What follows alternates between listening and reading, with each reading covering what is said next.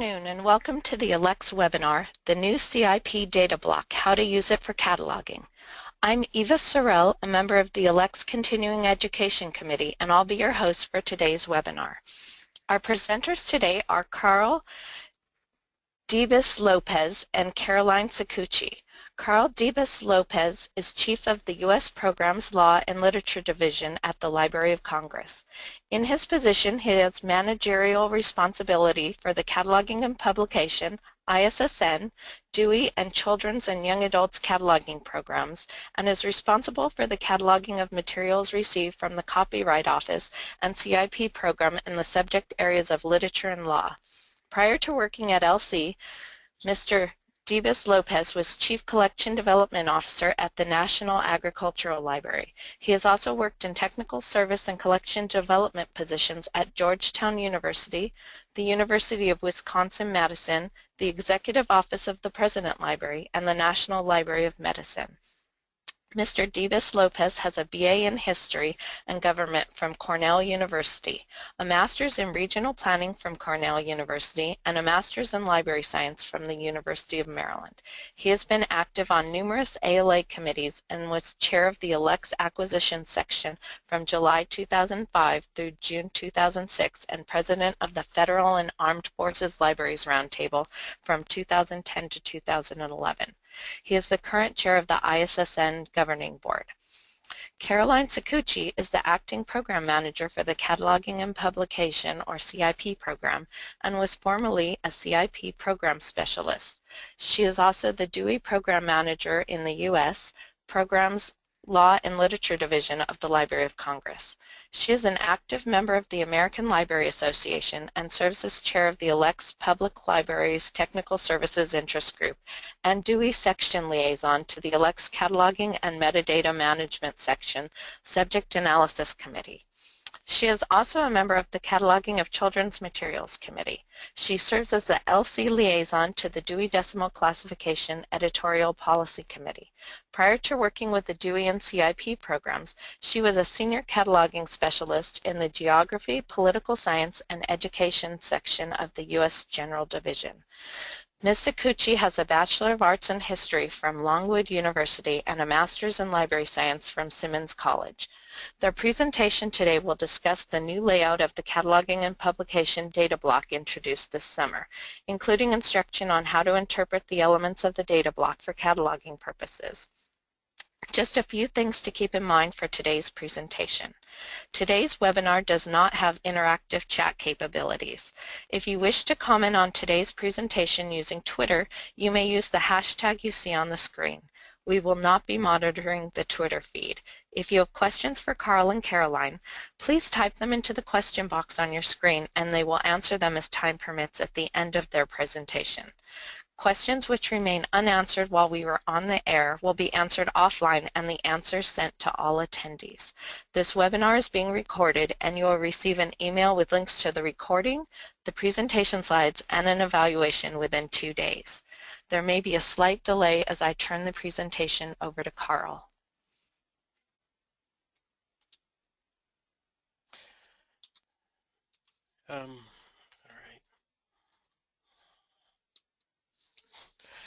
Good afternoon. This is Karl speaking, and Caroline and I also want to welcome you to the webinar. So you have a visual of who we are. We've included our photos on this screen. Also, please note that our email addresses are here if you want to contact us after the presentation. Here's our agenda for the webinar.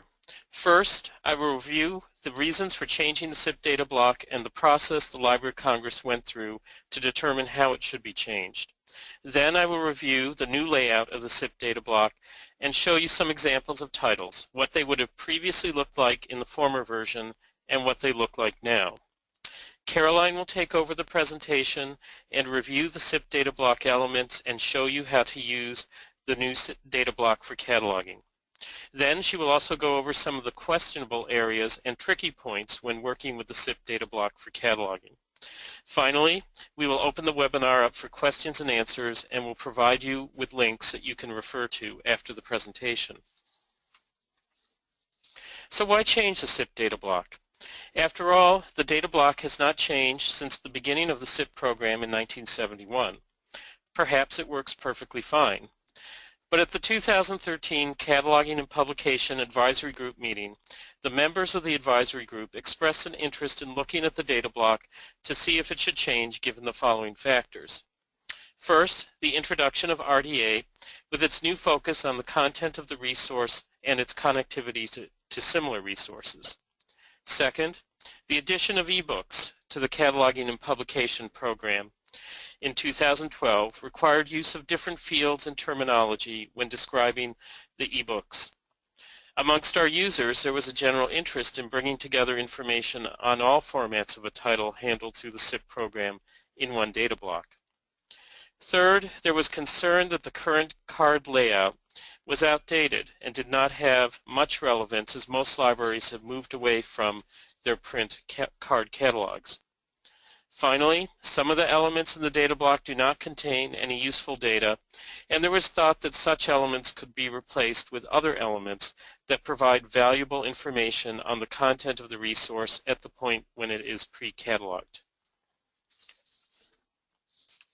A committee of experts was formed in September 2013, and we immediately realized that we needed to survey stakeholders who continue to use the CIP data block to get their input as to what should be retained, removed, or added from the data block, and whether the layout of the data block should be changed. Between May 1st and June 1st, 2014, we surveyed our stakeholders, sending out the survey to as many listservs and groups as possible. We had 420 responses, and close to 69% of the respondents identified as school or public libraries, the libraries most likely to use the CIP data block for cataloging. We shared the preliminary results of the survey at the 2014 Summer ALA CIP Advisory Group meeting. Between June and December 2014, the committee reviewed the results of the survey and made recommendations for the proposed new layout and data elements. The proposal was released at the 2015 ALA Midwinter meeting in Chicago. Between January and April of this year, we made further changes to the proposed new data block based on input received at the ALA Midwinter meeting. We shared those changes through many listservs and sought additional input between April and June of this year. The final version of the new CIP data block was released on June 8th and shared at the ALA summer meeting. Then, on September 30th, the new CIP data block was implemented by the Library of Congress. Publishers now receive their CIP data in the new format. Catalogers at the Library of Congress and our electronic cataloging and publication cataloging partner libraries will adjust their work to accommodate the changes. Now I will do a quick review of the features of the new CIP data block layout. The new CIP data block includes labels for broad categories of data elements. The labels are names, title, other titles, description, identifiers, subjects, and classifications. The new CIP data block also includes acronyms for thesauri and classification systems present within the subjects and classification label areas. Caroline will review which acronyms are used in her part of the presentation. A vertical bar symbol clearly separates each data element within each labeled section. Use of labels and acronyms with clearly identified data elements will assist catalogers who use the CIP data block for cataloging in determining where the data elements should appear in bibliographic records. For titles that are published in both print and electronic formats, the new CIP data block combines the print and electronic data elements into one CIP data block. This makes sense to do as many titles are published in both formats, and publishers and librarians want to know about all formats available for a title. By combining the print and electronic data elements into one data block, publishers will also be less confused as to which CIP data block to use for their titles. They will no longer make the error of assigning a print data block to an electronic version of a title or vice versa. When a title is available to the public in the Library of Congress catalog, the data block includes a Library of Congress control number permalink. When selected, the permalink takes the user to lccn.loc.gov, where a bibliographic record for the title can be selected and electronically sent to the user in various formats. The LCCN permalink will appear only when a title that has received CIP data has been selected for the Library of Congress's permanent collections. The Library of Congress is hopeful that this service will encourage greater use of Library of Congress online systems and will assist smaller libraries to make the transition from creating records through manual transcription to downloading of electronic records from the Library of Congress system to their own catalogs. This should reduce errors caused by the manual transcription process. Now that I've described the features of the new CIP data block, let's look at some of the examples comparing the former version of the CIP data block to the new version. First, here is a basic print CIP data block record in the former layout. I'm sure you are all familiar with this format. This is what the new layout for that title would look like. Note the addition of the labels with the data elements in each label area separated by the vertical bar symbol. The new layout brings together the LCCN and all ISBNs assigned to the title in the Identifier label area.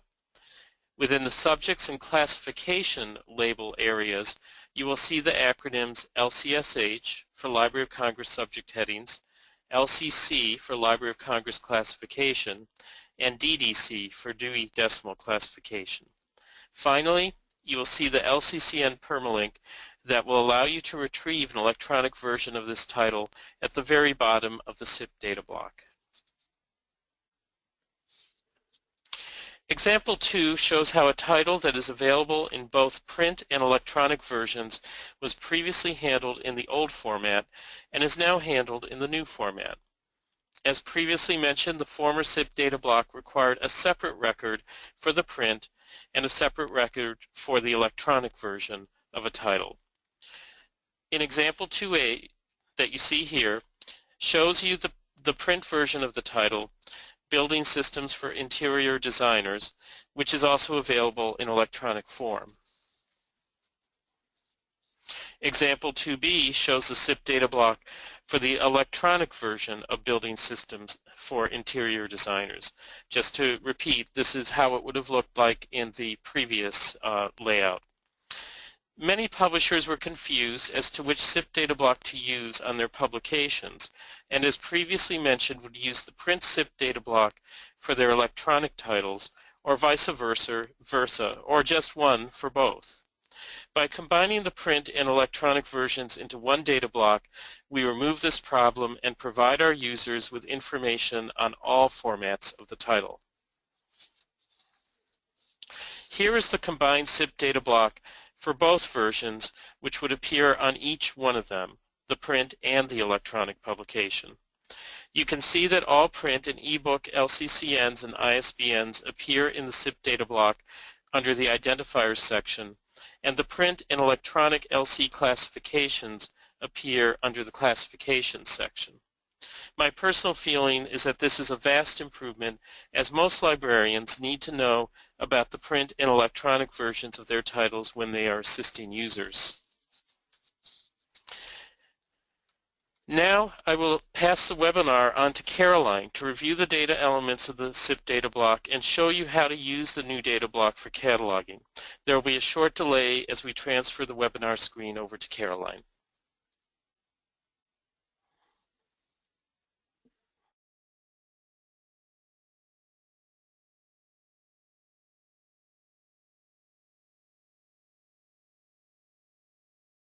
Thank you, Karl.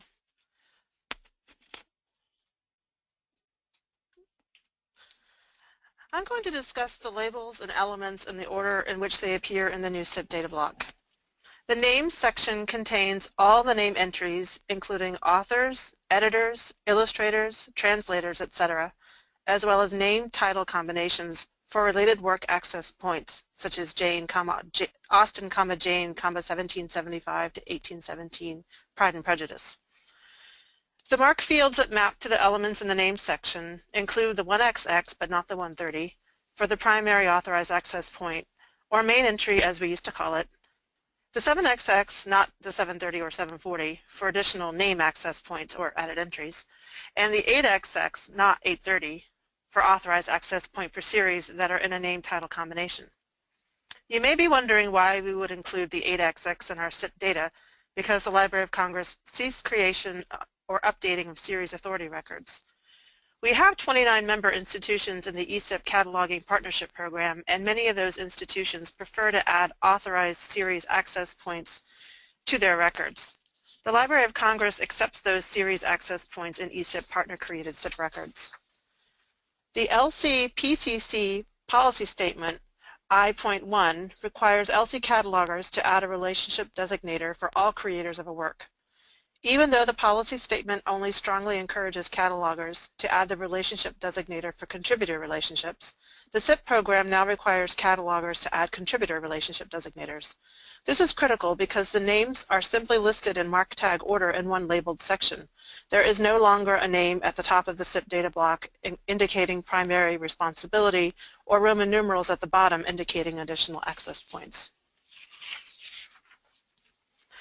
The title section contains the title of the manifestation and full statement of responsibility as taken from the 245 field in the MARC record.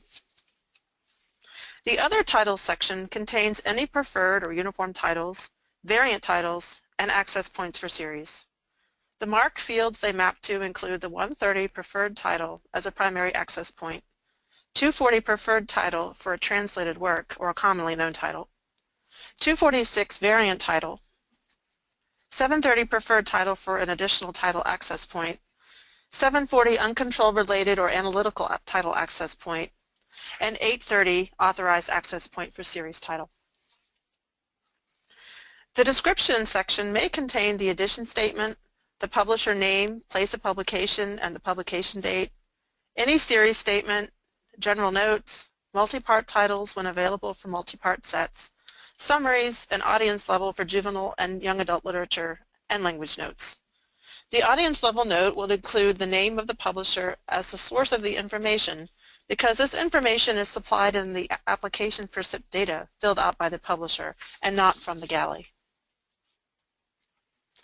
The Identifier section contains the Library of Congress control number, LCCN, for the print and possibly for the ebook if the publisher submitted an application for print plus ebook. It also includes all ISBNs relevant to the title being cataloged, whether the publisher submitted a print plus ebook application or just an application for the print. And those elements map to the 010 and the 020 MARC fields respectively. The subject section may contain terms from the thesauri you see listed on the slide. Those are, of course, all mapped to 6XX fields in the MARC record. All those fields with a second indicator 7, namely AMS, BISAC, and genre form terms, are additions to the SIP data block. Previously, we were unable to display in the SIP data block any field with second indicator 7, and publishers were often frustrated when genre terms did not display in the SIP data for novels, for instance. And we know that genre form terms are not subjects, but it seemed most efficient to list them in the subject section instead of creating another labeled section, and thereby lengthening the SIP data block even more in the limited space of the copyright page in the book. This is something we will consider in the future, however. The classification section will contain the LC classification, LCC, number for the print and for the ebook if the publisher applied for print plus E SIP data.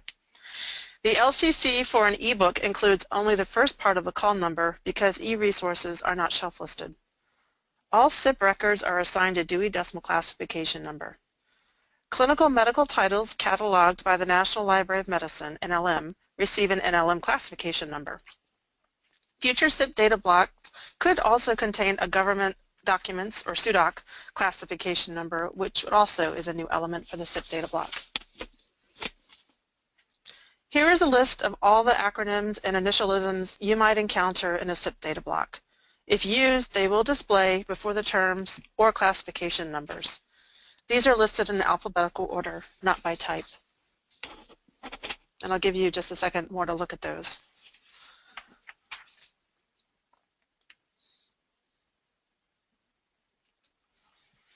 There are a few elements which survey respondents indicated should no longer be included in the CIP data block. The conventional collective preferred title, such as poem selections, author affiliations, and physical description elements, such as pages CM, are no longer included in the CIP data block. And there you see examples of each. It is worth stating very clearly that all fields included in the bibliographic record will still be present in the MARC record for the title, even if they do not appear in the CIP data block. We also want to remind you that changes to the CIP data block will not have any impact on the LC's bibliographic record distribution services. So now let's look at how you can use the new CIP data block for cataloging at your institution. This slide illustrates how the new CIP data block maps to a labeled cataloging input screen or labeled record display. The elements shown are only a sample. Elements may be omitted or repeated, for instance, multiple subjects, depending on your local systems or local needs. You can see that the text in red is the name in the name section and is mapped to the author field of the cataloging input screen. Look red for red. Even though there is no relationship designator, you can at least see that Cynthia A. Roby is the creator based on the statement of responsibility in the title section. The title is in orange, the pieces of the publication statement in shades of yellow and green. The series title in the description area is in light blue. The LCC is hot pink, the DDC is brown, and so on. So if you're using this kind of display, we hope that you find this mapping useful.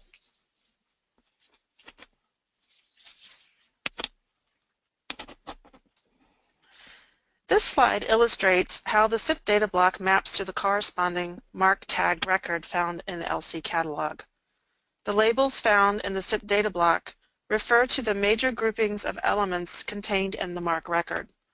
So again, the text in red from the name section in the CIP data block is mapped to the 100 field on the MARC record. And we know that this is appropriate despite the lack of relationship designator because Cynthia A. Roby is presented as the author of the work in the title section. The series title in the description area is in light blue, while the LCSH terms in purple in the subject section is mapped to the purple 610 in the MARC record.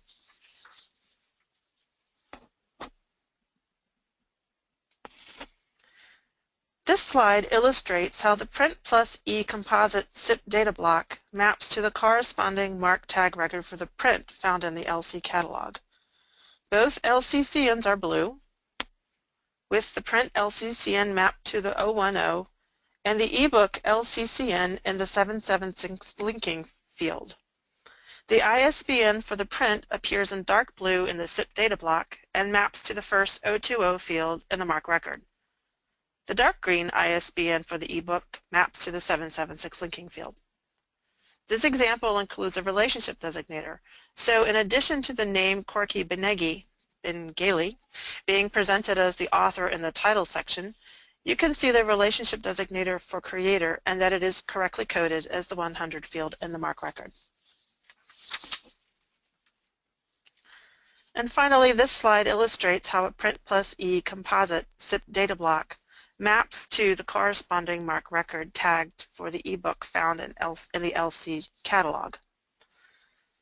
The LCCNs are in blue, but this time the ebook LCCN is in the 010 field. The ISBN in dark blue maps to the 020 field with a subfield Z for other format, while the ISBN in dark green is the first listed 020 field. In the classification section, the LCC for the ebook is in pink and maps to the 050 in the MARC record. So I'm hoping that these different versions of displays in color will help you understand how we've mapped these data elements to the MARC record and or to a labeled display. If your library does not subscribe to a bibliographic utility such as a CLC, and you manually enter the cataloging data from the CIP data block to your local system, we want to inform you that our CIP records can be downloaded to your local system. We provide the LCCN permalink at the bottom of most CIP data blocks. The URL in the LCCN permalink takes you to the record where you can see elements of the bibliographic record. You can see that we must have already received the published book because the description field has been updated with full pagination and size information. On the left side of the screen, you can select the kind of record you wish to download. And here is what that list looks excerpted so you can better see it. You would most likely want to select Mark 21 UTF-8 record. Clicking on this link triggers browser-dependent options for you to save the Mark 21 record locally, and we hope you can find this useful. Now I'm going to discuss some special considerations about the new CIP data block.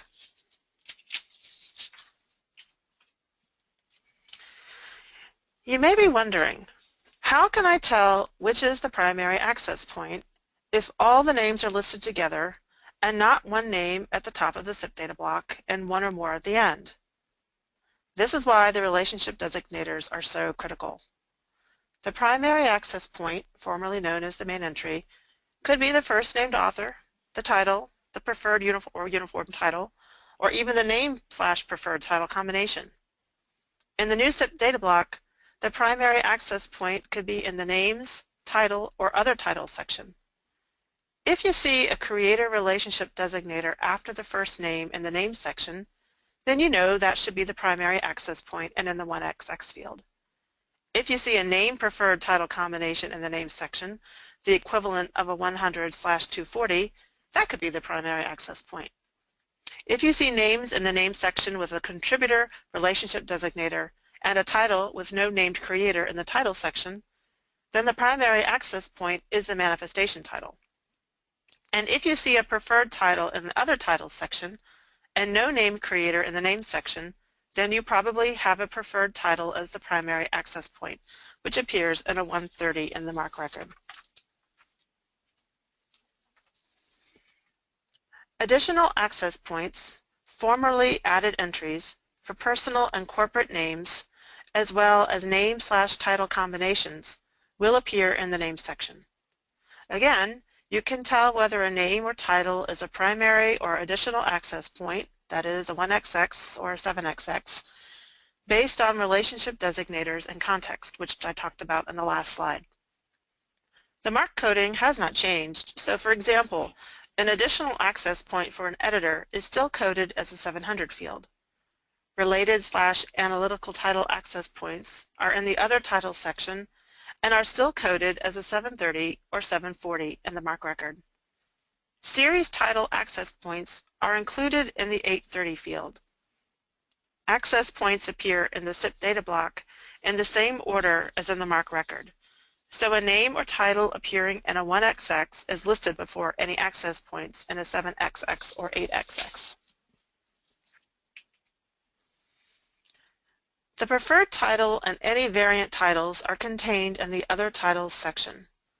So if there is a 130, it will be located in the Other Titles section, not in the Title section of the CIP data block. The title is only for the 245 manifestation title. A preferred title for translated works such as Bible, German 1745, which appears in the 130 field in the bibliographic record, would be included in the Other Titles section.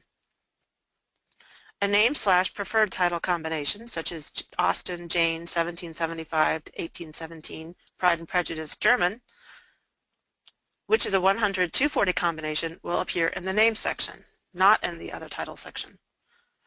You won't find conventional collective preferred titles, such as poem selections, because those are no longer included in the CIP data block. If there is a variant title, such as 101 Dalmatians spelled out, it will also be included in the Other Titles section. The CIP program has ceased transcribing author affiliations in the MARC record.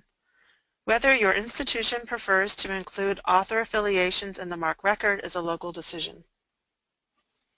LC CIP records will, or at least should, not include them.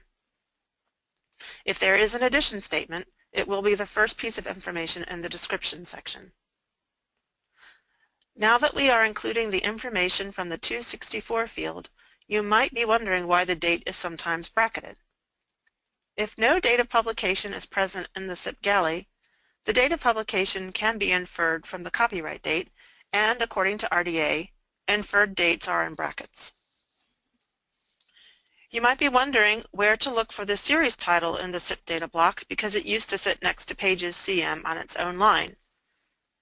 The series title is in the description section, preceded by the term series, : As I mentioned earlier, if there is an authorized access point for series as established in the name authority file, it will appear in the other titles section unless the series access point is for a name title access point, in which case it will be in the name section.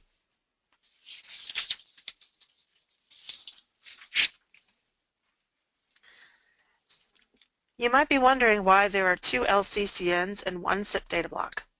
One of the major changes to the CIP data block is to combine elements from the print and ebook records into one data block for the use of publishers, in those cases where the publisher has provided data about both the print and ebook. Print and ebook manifestations are cataloged on separate records and thus have separate LCCNs. If the publisher applied for ebook metadata through the CIP eBooks program, both the LCCN for the print and the LCCN for the ebook will appear in the CIP data block in the Identifier section. CIP publishers are not required, although highly encouraged, to apply for CIP data for the ebook. If there is only one LCCN, it will be for the print record because the publisher did not apply for ebook metadata. Whether or not the publisher applied for ebook metadata, we will include all ISBNs relevant to the title being cataloged because publishers can still submit the ISBNs for their ebook versions for inclusion in the bibliographic record and CIP data block.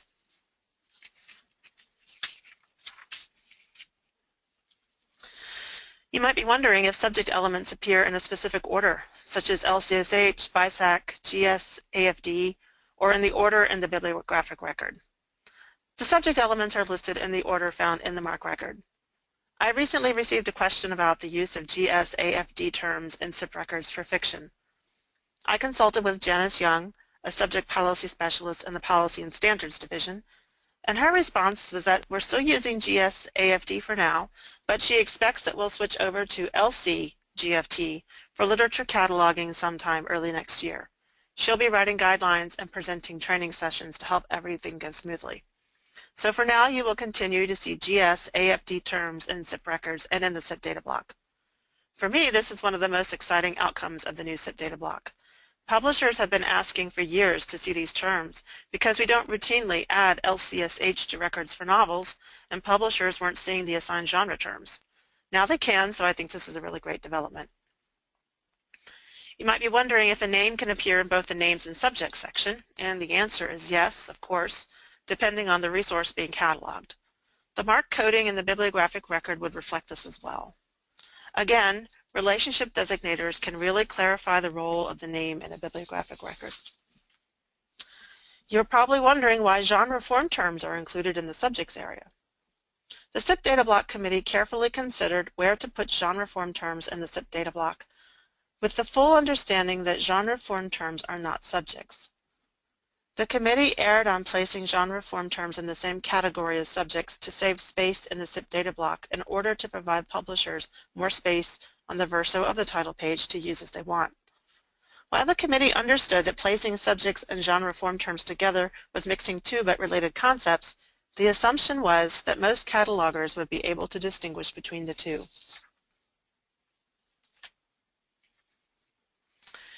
You might be wondering why you see two LCCNs in the CIP data block, but only one LCC in permalink. This is because the CIP data block will contain the LCCN permalink for the print version only. The CIP ebook records are being suppressed from view in the LC OPAC until the Library of Congress is able to provide access to the ebooks. But then why do some CIP data blocks contain no LCCN permalink? That's because if a bibliographic record has been suppressed from the OPAC at the CIP cataloging stage, no LCCN permalink will be provided. Typically, this applies to certain formatted materials, such as large print editions, which the Library of Congress does not acquire. All CIP records are distributed to the bibliographic utilities, whether or not the LCCN permalink appears in the CIP data block.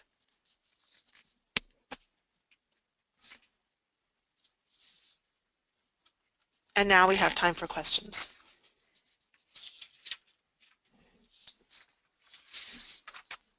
Okay.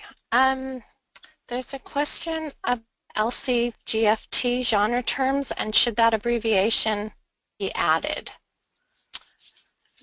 To the list of possible terms, Yeah. probably not until it's officially used in SIP records. Right. I mean, yes, it should be. I think it should be at the time that it's implemented, but it hasn't been implemented in SIP records yet. I'm sorry, did you say when that implemented? No, Janice Young told me that it's going to be soon. I'm not sure if she meant soon as in this fiscal year, which for us is October 1 through September 30th, or if she meant in a calendar year, which is, until the end of December next year. I'm not sure. She didn't really say. Before we go on, if anyone has any questions, please post them in the questions box. Okay. Oh, it still wasn't clear to me.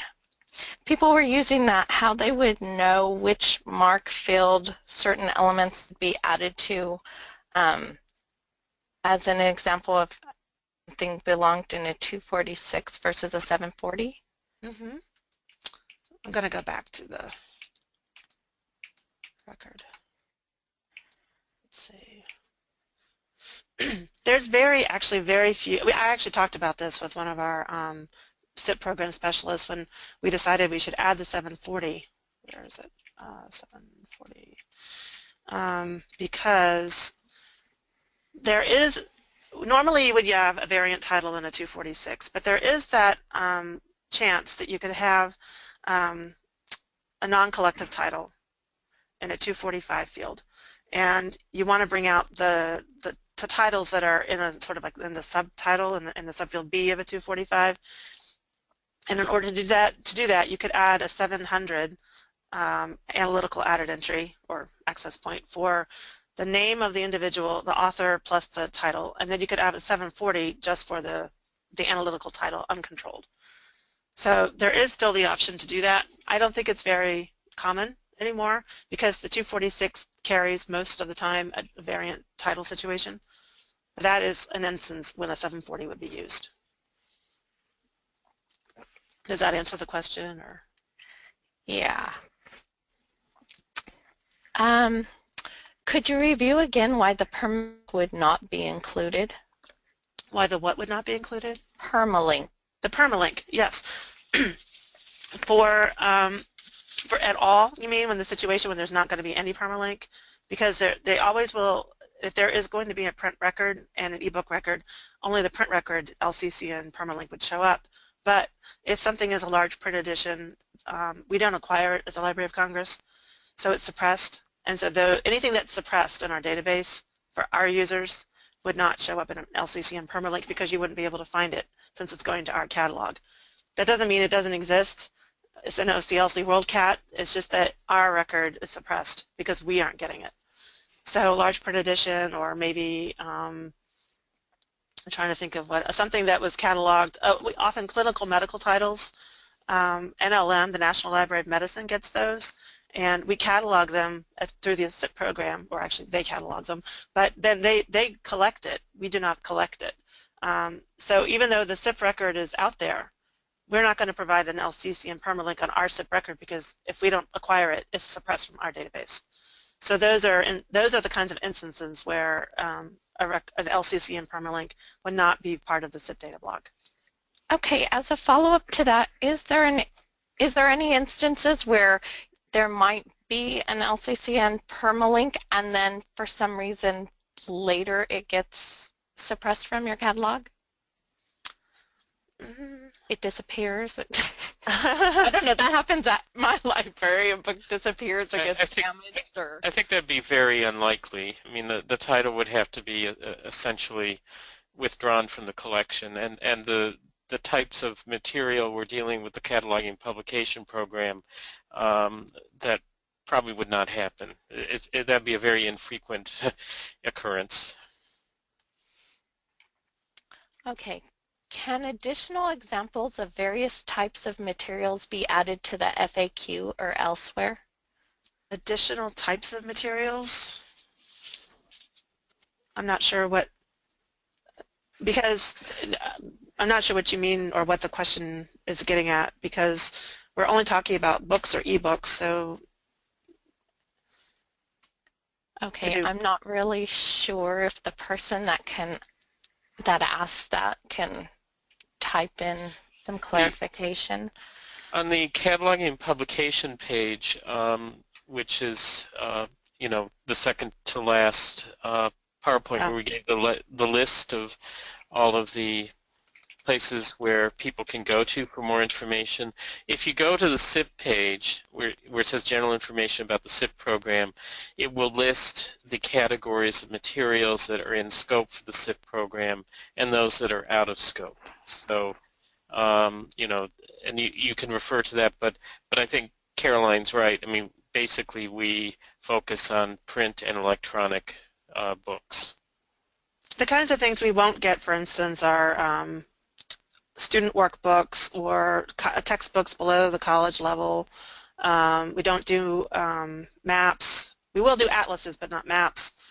We don't do sheet music, but we will catalog books about music. You don't do sound Audiovisual. recordings and so on. Yeah. Okay, there's been some clarification. Types as in scholarly, children's fiction, nonfiction. There are a couple of examples there, but Oh, more would be helpful. oh, okay. So, I hope is this person talking about on the FAQ itself directly?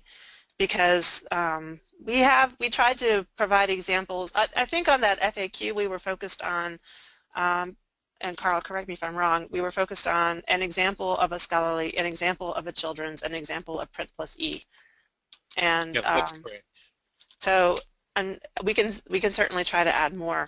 But the CIP program encompasses every imaginable type of publisher. The only stipulation is that it's a kind of publication or by a publisher whose works are likely to be acquired by libraries across the United States. So whether that's scholarly, trade, children's, technical, so we get all sorts of publications. So we can certainly try to include more examples if that would be helpful.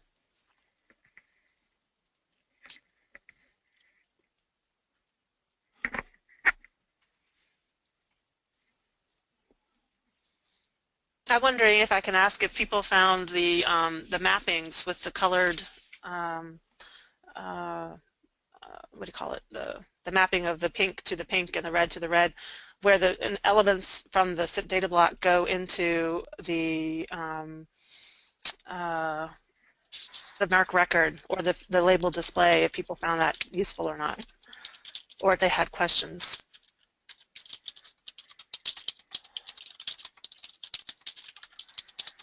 Oh, I have a question. If I'm able to do any kind of run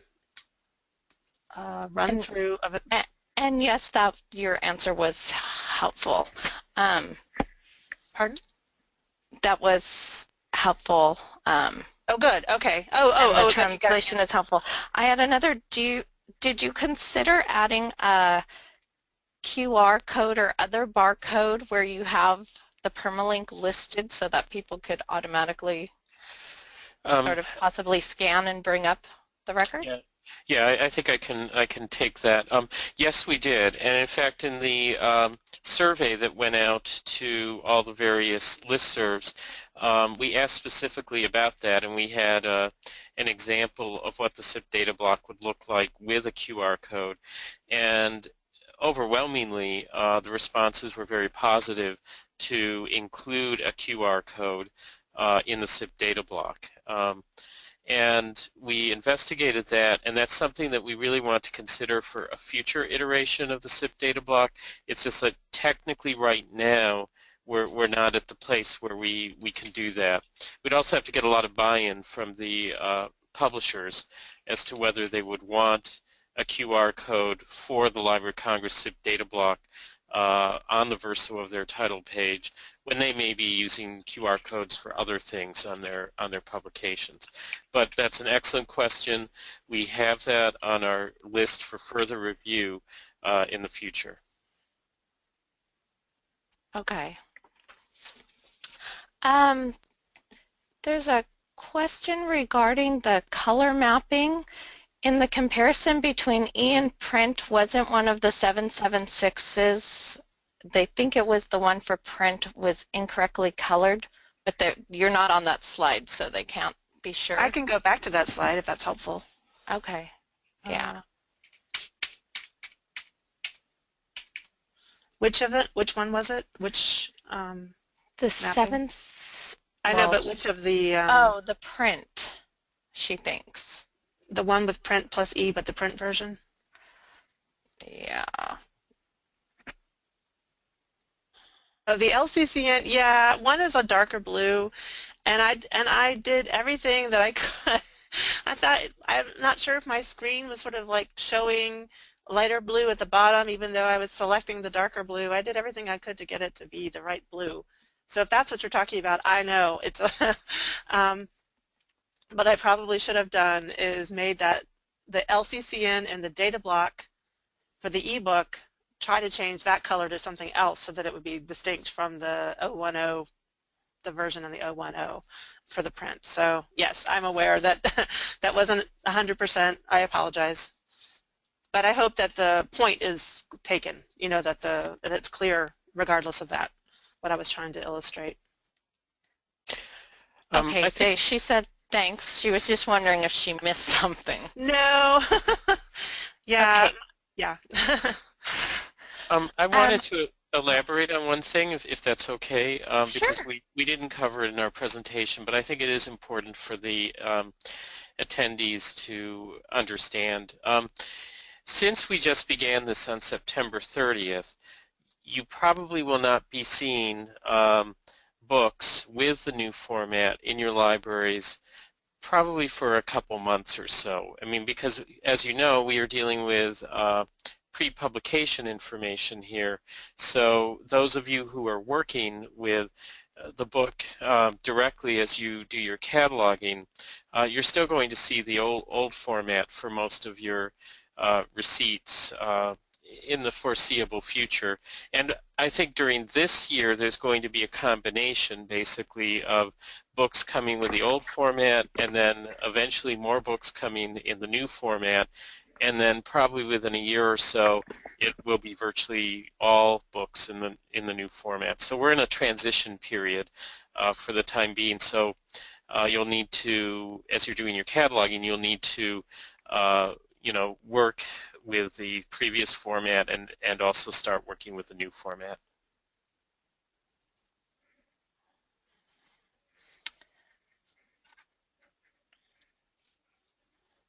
Okay.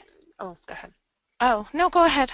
No, I was also, if anyone is able to give feedback about whether or not the explanation for what can be the primary access point versus the additional access point. I tried very, very hard to make it as clear because it could be really muddy, and I am curious to know if people had any more questions about that.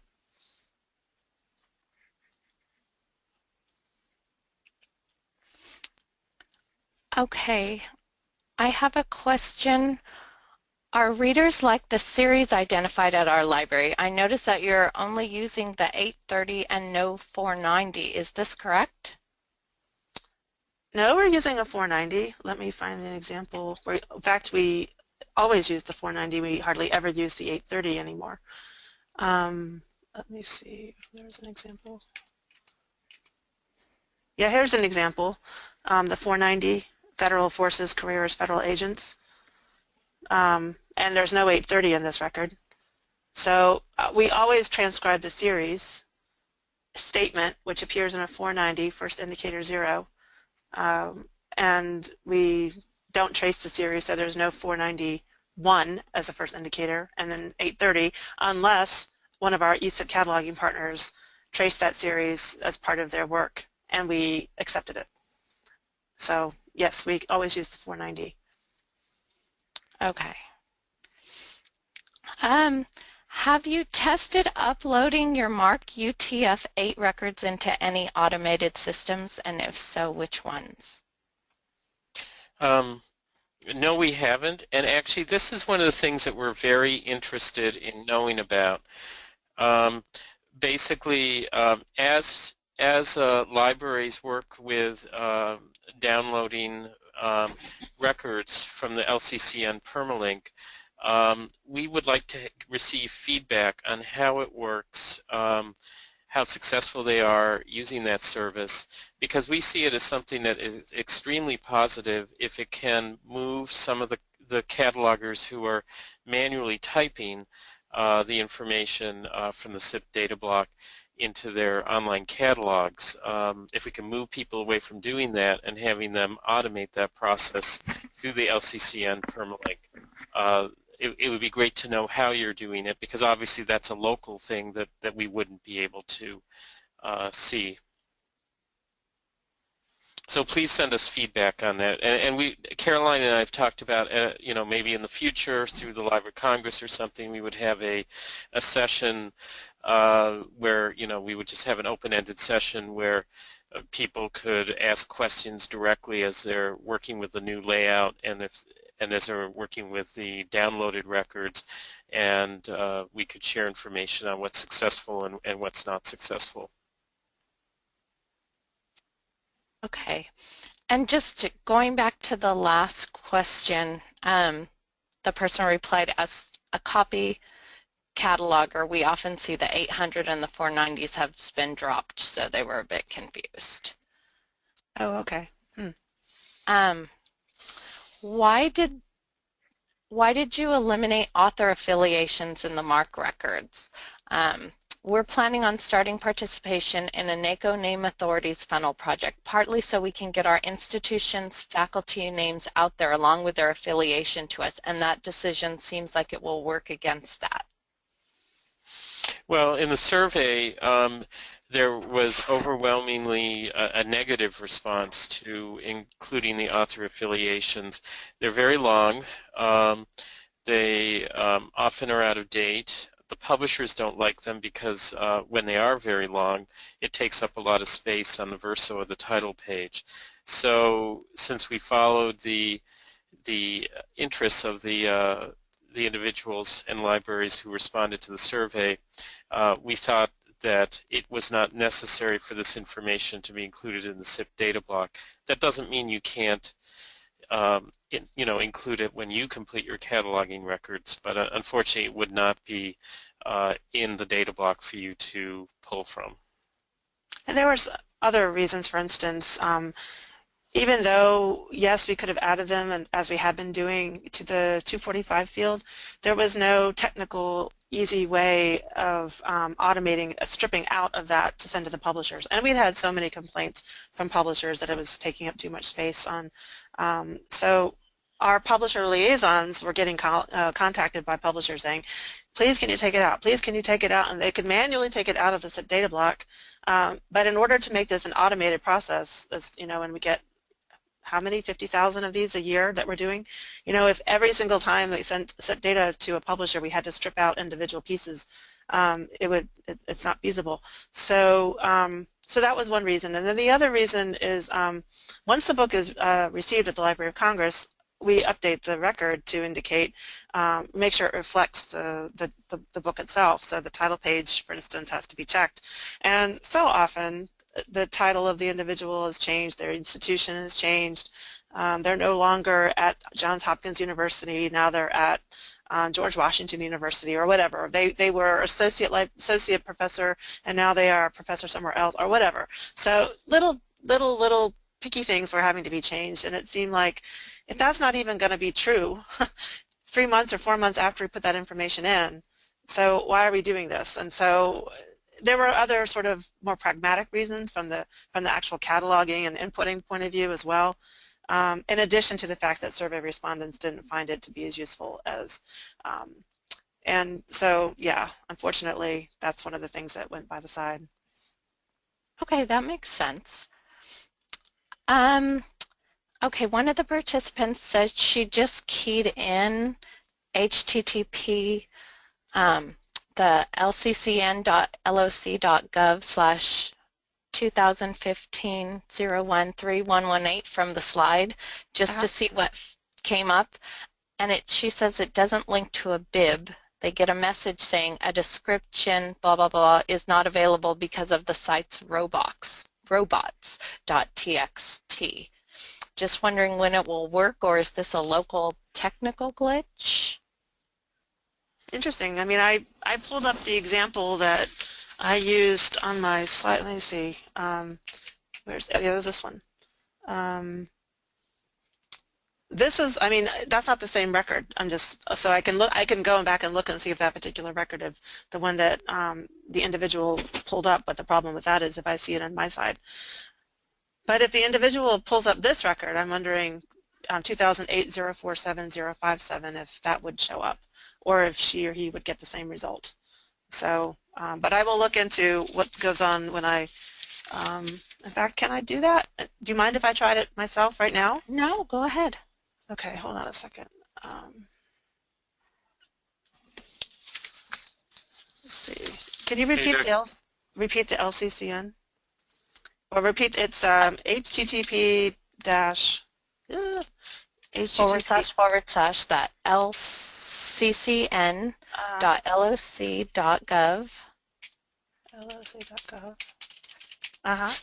/2015 013118.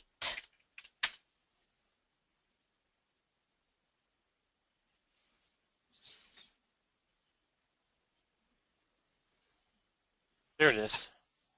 And so did the individual click here and got nothing? Got an error message? Or so this is what happens is you get a, how do you want me to open? She said it didn't link to a bib. It didn't link to a... So it made it, to me it sounds like she didn't even get that record. There must have been some sort of technical problem. But you can see on the screen here it worked when Caroline typed it in. Right. And do you guys expect most users to use the CIP data block directly, or to go to the LC catalog and download the record? Well, it's really up to the user and the institution. The survey did show that 99% of the libraries that answered the questions had access to the internet, and theoretically they can go to the site and download the record in one of these formats. And also most of the respondents said they had some form of an integrated library system, online integrated library system. So theoretically they could use this site as a way to download records rather than typing in the information from a book that they have in their hands. So this is just another option. If people don't feel comfortable with it, of course they can still create their cataloging records directly from the book as well. But we're trying to encourage librarians who work in usually smaller institutions to try to use the automated systems available to them from the Library of Congress. Okay, well, I think that's all we have time for. Just let me flip over to my slide.